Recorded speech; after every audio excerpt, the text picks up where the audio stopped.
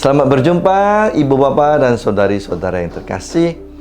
Kita memasuki minggu biasa ke-6, minggu terakhir sebelum kita memasuki masa Prapaskah yang kita akan mulai dengan Rabu Abu tahun ini. Pada minggu ini kita dibawa untuk melihat bagaimana Yesus berkarya dalam proses penyembuhan seorang sakit kusta. Tapi bagaimana sebenarnya kondisi orang sakit kusta dalam zaman Perjanjian Lama maupun pada zaman Yesus? Kalau kita dengar bacaan pertama, penyakit kusta rupanya merupakan suatu penyakit yang agak mengerikan, karena orang-orang yang mendapatkan gejala penyakit kusta itu dalam dirinya dianggap orang yang harus disingkirkan dari kalangan masyarakat. Mereka harus tinggal di luar perkemahan, tinggal di luar kampung, dan mereka tidak boleh bergabung dengan siapapun, tidak boleh tinggal dengan orang-orang sehat. Bahkan dalam arti tertentu, ada pandangan pada saat itu bahwa orang yang mendapat penyakit kusta itu adalah orang-orang yang berdosa, dianggap sebagai kutukan atas dosa mereka. Jadi dengan kata lain, orang-orang yang mendapat penyakit kusta adalah orang-orang yang sebenarnya sudah mati, meskipun mereka masih hidup. Boleh kita katakan bagi masyarakat normal saat itu, mereka adalah semacam mayat-mayat yang berjalan, karena mereka sudah disingkirkan dari kehidupan normal manusia biasa. Nah, untuk sembuh begitu saja dari penyakit kusta sangat-sangat kecil kemungkinannya, karena itu adalah penyakit yang menular, dan pada zaman Perjanjian Lama, pada zaman Yesus, belum ditemukan obat seperti yang kita miliki sekarang. Kalau pada masa kini, orang-orang yang mendapat penyakit kusta itu sudah dapat diobati, tidak merupakan suatu hal yang mengerikan lagi.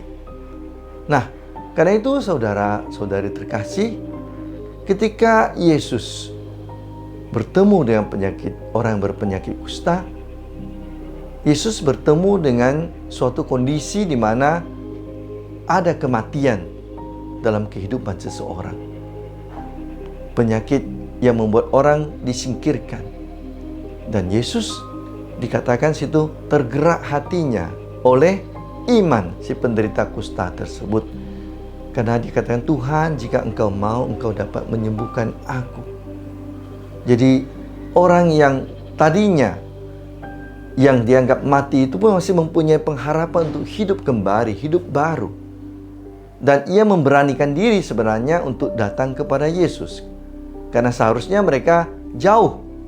Tidak boleh mereka mendekati orang-orang sehat. Bahkan dalam Perjanjian Lama dikatakan mereka harus membawa semacam lonceng, harus berteriak, najis, najis, karena mereka orang-orang yang tidak boleh bertemu dengan orang-orang sehat. Mereka orang-orang kotor, dan orang-orang sehat adalah orang-orang bersih. Mereka orang-orang berdosa. Orang-orang sehat dianggap orang-orang yang cukup kudus hidupnya. Tetapi ia datang bertemu dengan Yesus dengan memberanikan diri dalam imannya, dan reaksi Yesus adalah Yesus tersentuh dan tergerak hatinya.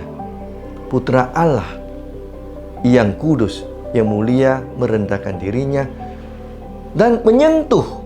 Bayangkan, ia sepertinya menajiskan dirinya juga.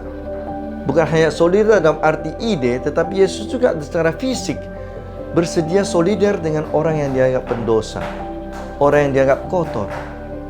Dan ia menyentuh dan menyembuhkan orang penyakit kusta tersebut. Itu adalah suatu hal yang mukjizat. Karena memang tidak mungkin secara medis begitu saja seorang bisa sembuh tanpa proses pengobatan apapun. Jadi tindakan Yesus itu seperti memberikan kehidupan baru, membangkitkan orang yang sudah mati, tanda petik ini, menjadi orang-orang yang hidup kembali dan boleh bergabung kembali dalam masyarakat.